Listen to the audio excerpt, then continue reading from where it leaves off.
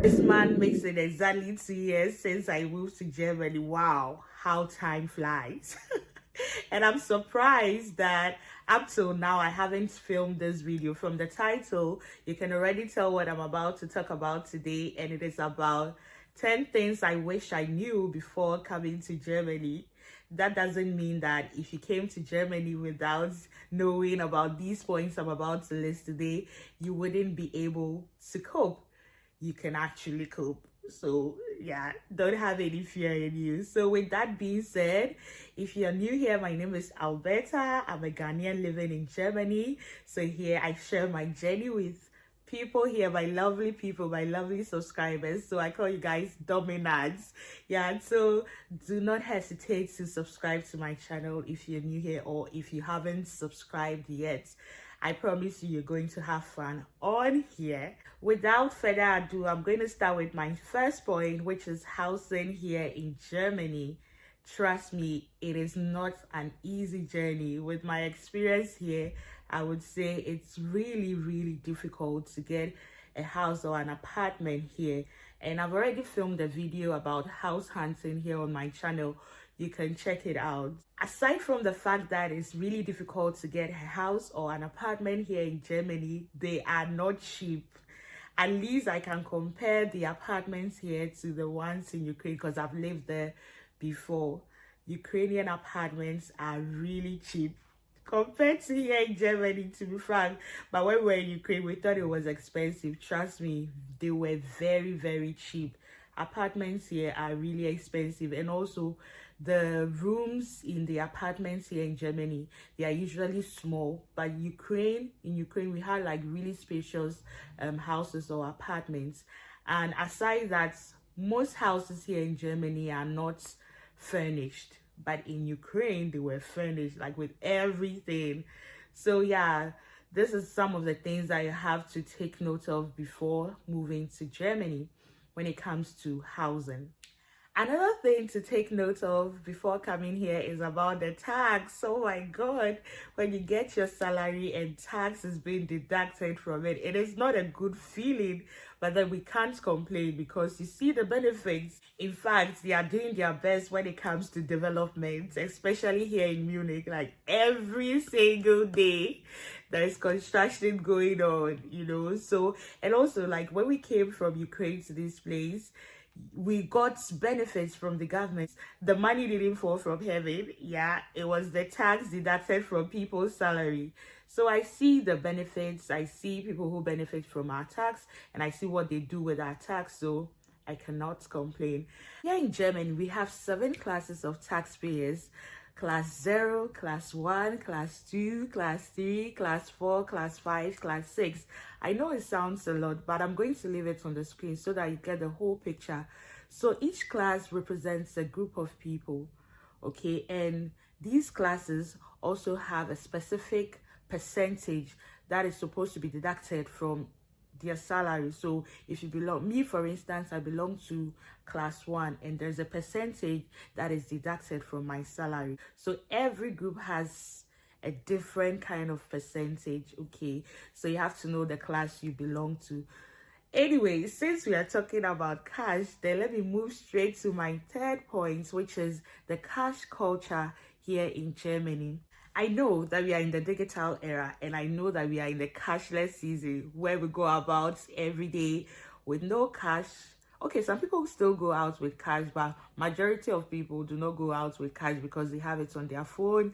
They can use their Apple Pay, or they can even use their card. Okay, I used to do that, but not anymore. That was because I think last week thereabout, oh my God, this experience taught me a lesson. So I decided to keep cash with me whenever I go out. It shouldn't be a lot, just a little, okay? So I went out and I was so pressed, and I needed to use the public toilets. I usually do not use the public toilets when I go out, but then this time around I was so pressed and I didn't have any money on me. So I went to the place. So there was this old lady there. So I was like, oh my God, I didn't know that I can't use cards. So please, I beg, she should let me just use it for today. She didn't allow me. Can you imagine? Just because I didn't have cash on me and it was on my card and also on my phone. And oh yes, public toilets are not free here, okay? You have to pay before you use it. So she didn't allow me to use the place, so I left. So I walked few miles. Is it miles? Yeah, few miles away. A mouse. It's not too much. So I just walked, let's say 2 minutes away, then I saw McDonald's, so I had to use the McDonald's washroom. So since then, I told myself there is no way I'll go out with no cash on me at all. Yeah, so it's not just the public toilets that do not accept cash. Some shawarma joints too, and also these little stores or kiosks you see around, not all of them accept card. So point number 4, okay, recycling is a big deal here. Yes, you cannot just mix glasses, plastics, papers, food items and everything together and just go and throw them in one bin like that. No, if you do that, you're going to get in trouble. Okay, here in Germany there are different colors of bins for different kinds of rubbish. So for instance, you get used to it as time goes on. Okay, so for instance, blue is for paper waste, okay, and I think yellow is for plastic waste, and we have black. As for black is any other rubbish which is not like paper, which is not plastic, which is not glass. Can you imagine? Even with the glass waste, okay, they have different colors for different types of glasses. Okay, so there's a container for a brown glass, there's a container for green glass, there's a container for white glass. Like, you cannot miss them at all.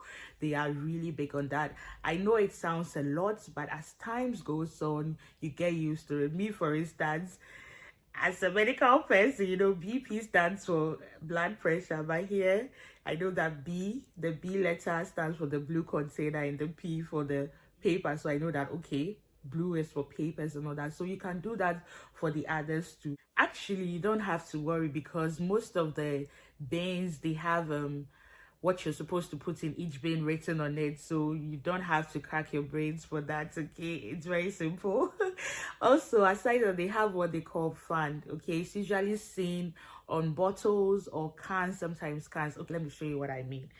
Okay, so yeah, when you go out to shop, usually when you buy water, drinks, anything, when you see this emblem on anything that you buy in the supermarket, just know that it is called the fund. Okay, so let's say the price for the water is €1. Okay, 0.25 cents is added to the price of the water, so the fund is equivalent to 0.25 cents.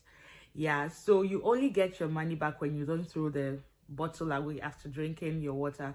So here there is a machine where these bottles are being put in, and then you get a receipt back of the equivalence of the number of bottles you put in.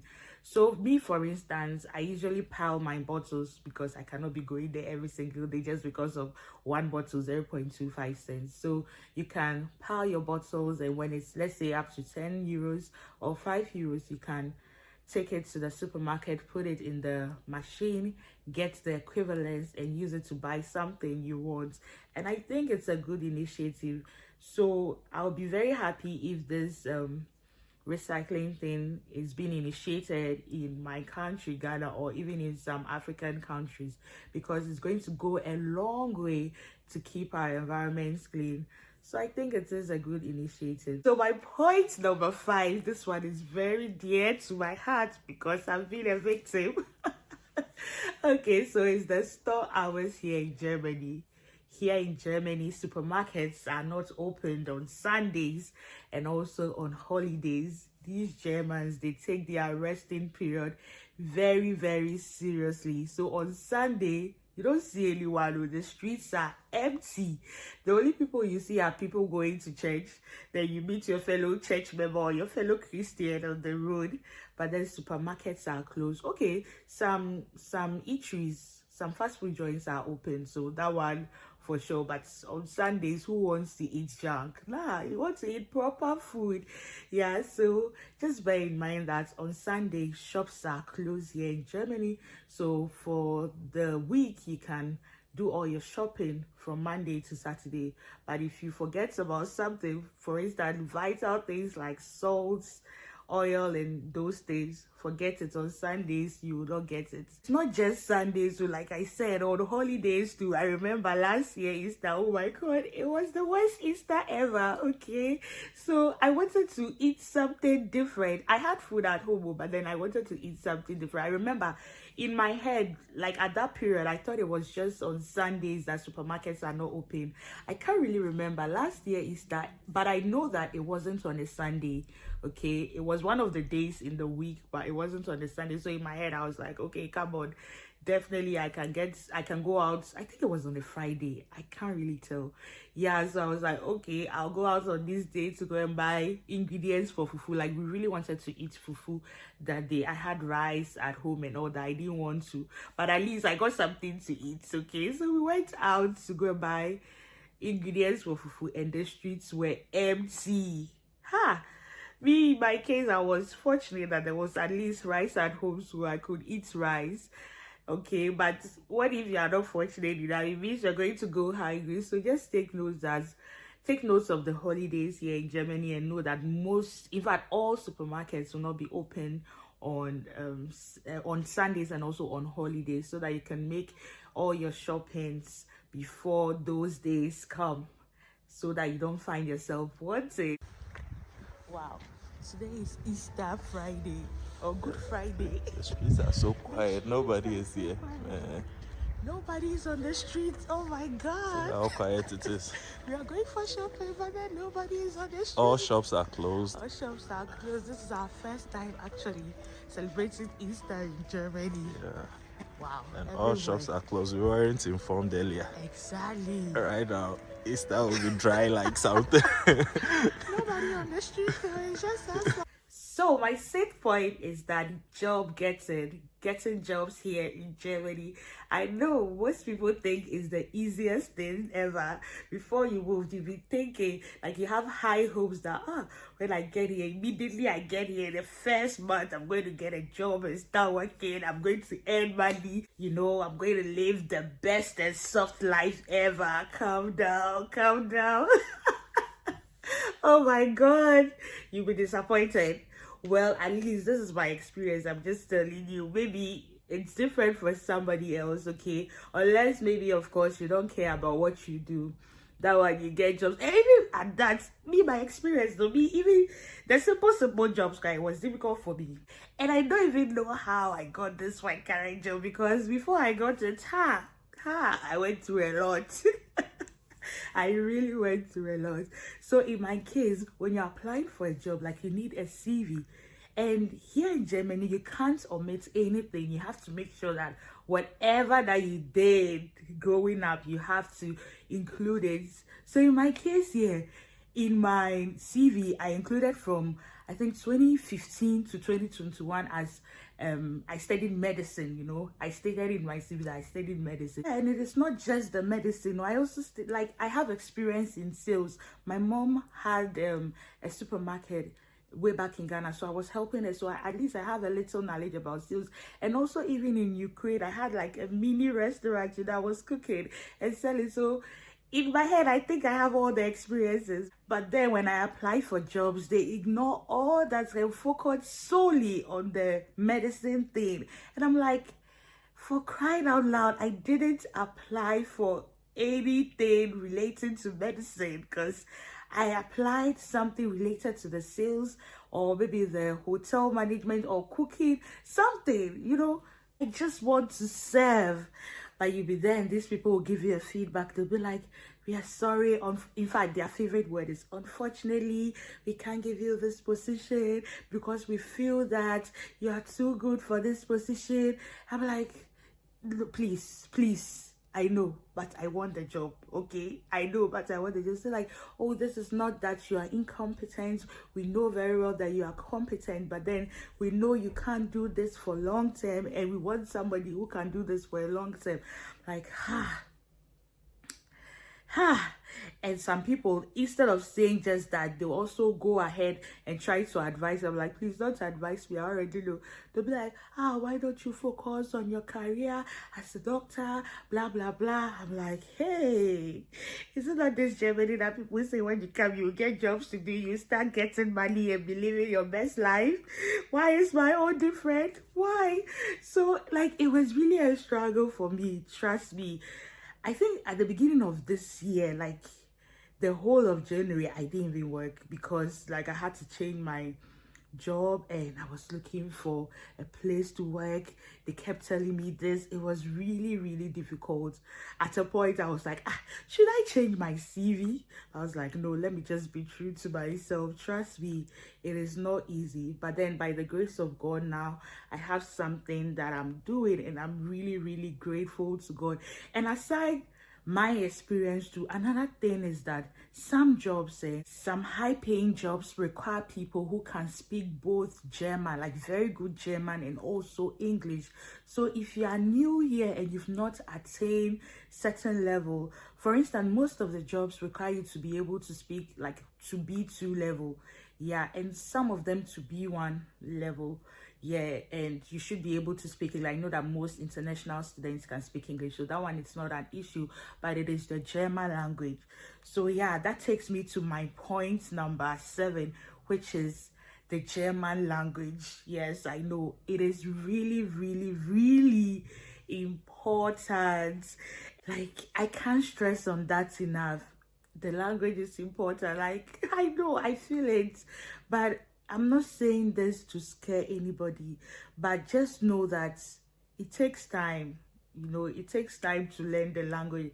But if you're somebody who loves languages and you think you can pick up things faster, then that's okay for you. I remember one time in class when I was doing my B2 classes, then, oh my God, I went to class and I couldn't understand so many things. I was so drained. Oh my God. I had to leave the class. I told them like I had an appointment, but I knew I didn't have an appointment, but then I had to create one that day. And I met like some of our friends here. Yeah, my brother and I, we visited some family friends here. And trust me, that time, oh God, I was so drained in class. Even up till now, I'm at the B2 level, but when I go out and I hear the people speak, sometimes I don't understand every single thing. I can understand some, but not all. And I struggle to even speak like proper, you know. But then one thing I told myself, I'm going to try to speak anyway, because if you don't speak it, when again will you learn it? It is in the speaking that you learn and you correct your mistakes and you become better. So it is doable. Most people have done it. Okay, most people have done it. I know it's doable, but just bear in mind, give yourself grace. Okay, don't be so hard on yourself. Don't think that it's taking too much time for you to learn this language. It will come. Like you will learn it eventually, like gradually. Just give yourself some grace. I have also noticed that what makes it difficult to learn the language is like when you come here as an adult, you know, you come here with the mentality to come and work and do all that. So, and some of the jobs require you to learn the language. So when you come and then you feel it's taking a very long time, what you're supposed to do, you're not doing it, you tend to put pressure on yourself, you know. But then when you come here as a child, no pressure on you. You pick up words on the street. When you play with people like children, your age group, that one you can pick up. But when you're already grown, you're already an adult, and you come here, your mind is focused on making it, you know, your mind is focused on finishing this thing quickly and then getting a good paying job or a decent job to do to earn something for yourself. So that is what makes it difficult. That's why I'm saying that you need to give yourself grace, okay, to go through the process, enjoy the process while at it. So my next point on things I wished I knew before coming to Germany, which is my point 8, is Punctuality, yes, I know. As Africans, we are used to African time. We don't have punctuality. Some, let me say some, let me not generalize it, okay? I know we don't have punctuality in our DNA. The only time you're punctual is when we are going to catch a flight or if the appointment involves money. Money matters, I know, but here in Germany, hey. Before you come, if you're not punctual, just know that you're going to be running every morning to catch the train or to catch the bus. So if you are not somebody who wants to be running all the time, me for instance, I don't like running, chasing buses and trains. So I try to be punctual because I love to take time to dress, you know. I don't want to rush my mornings when I wake up. So I try to wake up early, take my time to do all these things. So Germans are really keen on punctuality. You can't be 1 minute late, no. Especially when you're going to work, you know, when your work starts at 8, they don't expect you to be at your workplace exactly by 8. No way. You have to be there at least, let's say 7:40 or 7:30. Yes, so by 8 you should be on grounds, you know. Yeah, so punctuality is very important. Point number 9 is that Germans do not joke with their rules. Okay, I'm going to give you 2 rules that they do not take lightly. I'm still new here. Okay, I'm not so new, 2 years, but I'm still learning. Okay, so the first thing they do not joke with is their Ruhezeit, which is also rest time. Okay, I think I'm familiar with this because we had that in Ukraine too. By 10 p.m. here in Germany, you cannot just be making noise anyhow, okay? Because if you have a difficult neighbor, you're going to get in trouble for that. By 10, there should be silence everywhere. I'm familiar with that, so I don't think I'll ever get in trouble with this one because I'm not a noisemaker. And by 10, what will I be doing outside? I should be at home, okay? I should be on my bed relaxing. And also the other one, that one I think I learned it 2 weeks ago at work. So that one is always the rule of always walking on your right or staying on your right, whether on the road or anywhere at all. Okay, so what happened at work was that somebody was coming in the opposite direction, so we're going to bump into each other. So I decided to stand on the left side, okay, just to wait. And I gave the person, like, I moved out of the way for the person to pass. The person was still coming towards my direction. I was a bit perplexed, so I asked and I was told that I always have to stand on the right, okay? I'm not supposed to stand on the left, even on the roads. Yeah, whether you're riding a bicycle or you're crossing the road, you have to make sure that you are always on the right side, because some people can get angry and mad when you do the opposite. So please bear that in mind.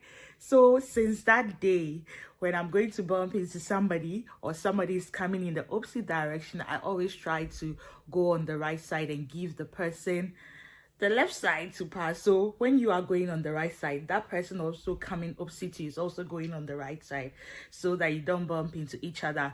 That way you are able to avoid accidents, especially when you are riding a bicycle. Okay, so this person is coming in the opposite direction, you're also going towards the person. You all know that each of you are supposed to pass on the right, so you don't bump into each other. So I think it's a good rule. Yeah, it's a good one. So my final point is planning activities or visitation in advance. Here in Germany, it is very common. Okay, you cannot just wake up and plan an impromptu visitation or plan an impromptu activities with somebody. Okay, even to go on a date or even to go out with your friends, you guys have to sit down and plan ahead. It's not like people are so busy that they do not have time for activities or visitation. None of that. Okay, it's just that everyone has different schedule, and aside that, usually there's something they call the Dean's plan here. Okay, sometimes, me for example, next week for instance, I don't know when or which day I'm going to work. Okay, if you don't have, most of us don't have like a fixed day for our work. We don't have a fixed schedule for our work, so you usually get your work plan a week before. So until that, I can't really tell you when I'm free. Okay, so I need to get that my days plan before I can tell you that, oh, I'm free on this day. Then we can plan something. You also check your schedule and see if you're also free on the day I'm free. Then we meet. I think it's good somehow, but sometimes too, it's not really good because you end up sometimes not meeting people, like important people. But then if they are really important to you, I think that you make time to, meet them. For instance, I know that most people are free on Sunday, including me, but then Sunday is when most people try to rest. So most people do not schedule visitation or activities on this day, unless maybe you're a family and you want to go out, yeah, on Sundays. But if you're trying to plan something with somebody, Sundays people would want to, rest at home and, prepare for the week ahead. So that's not when to go and plan activities or trips or things like that. So yeah, that is it for this video. There are more, but this is what I can think of offhand. Okay, I hope you enjoyed the video. Thank you so much, and don't forget to give me a thumbs up if you enjoyed it, and also leave me a comment in the comment section. If you have any question you can ask, or if you have any contribution, you can leave it in the comment section. Thank you so much, and see you in my next video. Bye.